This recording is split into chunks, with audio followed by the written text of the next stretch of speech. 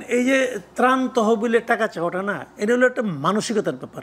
মানে ওই অনেকে একটা প্রবাদ আছে না, চিল অনেক উপরে ওঠে কিন্তু নজর থাকে নিচের দিকে, বলে না? এটা হলো বাংলাদেশের এনজিও মানসিকতা, জাস্ট এনজিও মানসিকতা, যে মানুষের কাছ থেকে নিতে হবে। আমার অনেক আছে, সো হোয়াট, নিতে হবে। এই একটা ইস্যু পাইছি, কিছু নিতে হবে। এবং আমার কেন যেন মনে হয় এই কাজটা বেসিক্যালি করেছেন ওনার যে প্রেস উইং আছে, এখানে কতগুলো মহাজ্ঞানী আছে, কিন্তু বিরাট জ্ঞানী। এদের নিয়মিত কোনো প্রতি মাসে একটা করে কোনো প্রমোশন হয় না, এটা আমি বুঝি না।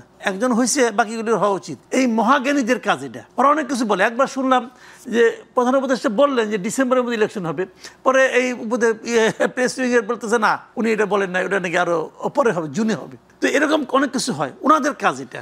কিন্তু তাদের দুইজন তো আজকে আটকে ছিলেন, দুই উপদেষ্টার সাথে আর কেউ নাই, নিশ্চয়ই আছে। তাহলে তো এখন এই জিনিসটা হলো কি, ফোন তো বন্ধ ছিল না, ফোনও তো বন্ধ ছিল না, ফোনে করা যায়। তো এখন অন্য কোনো গভর্নমেন্ট হলে পরে পত্রপাঠ বিদায় করতে এগুলিকে। কিন্তু আমাদের প্রধান উপদেষ্টার ব্যাপারটা হচ্ছে কি, উনি একটা ইন্টারেস্টিং ক্যারেক্টার আমার কাছে যেটা মনে হয়। উনি কিন্তু দেখেন দায়িত্ব নিয়ে প্রথমে বলছিল আপনারা মুক্ত কণ্ঠে আমাদের সমালোচনা করুন, বলছিল না? আমি তখন খুব খুশি হয়েছিলাম যে সমালোচনা মানে কি, মানে আমি সমালোচনা করব, উনি এটা বিচার করে দেখবেন। যদি এখানে যদি মনে করেন 10টা কথা বললাম, যদি একটা ওনার কাছে গ্রহণযোগ্য মনে হয়, তাহলে হয়তো উনি এটা গ্রহণ করবেন। এই তো আমাদের লক্ষ্য ভাই। আমরা তো গিবত করতে বসিটাই।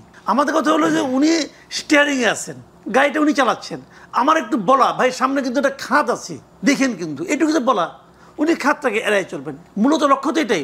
কিন্তু উনি যখন বলছেন, এটা অর্থটাই মনে পরে বুঝছিল এরকম যে আপনারা মুক্ত কণ্ঠে আমাদের সমালোচনা, প্রাণ খুলে সমালোচনা করবেন, আমি কান বন্ধ করে কিছুই শুনবো না। উনি সিদ্ধান্ত নিয়েছেন কে কি বললেন আমি কিচ্ছু শুনবো না।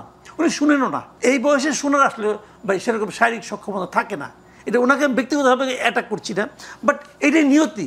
আমাদেরও বাবা মার একসময় বয়স হয়েছিল, তাও কি হয়, এটা হয় একসময় সব তারটা ঠিক থাকে না। কাজেই উনি শুনেনও না আসলে কিছু। এই যে ওনার ওনাকে যে বেজ্জতিটা করছে ওরা প্রেস উইং, অন্য কেউ হলে কি করতো, একটু তো ক্ষুব্ধ হইতো, রাগান্বিত হইতো। ওই জায়গাটা ওনার আসলে ভূতা হয়ে গেছে, উনি কিছু বলবেনও না। মেশিন স্টার্ট নেয় না, ওনা উঠাই নিচ্ছে ওটাকে। দেখেন প্রাইম প্রধান উপদেষ্টা, উনি তো প্রাইম মিনিস্টার। আসলে ওনার নামে, ওনার অফিসের নামে একটা ফেসবুক অ্যাকাউন্ট, এবং সেটা আপনার একদম ভেরিফাইড, সেখানে একটা এরকম দিয়ে আবার উঠায় নেওয়া, এর চেয়ে লজ্জার কিছু আর হতে পারে? টাকা চাচ্ছে। আর এই মানসিকতাটা কি, ওনার টাকার অভাব।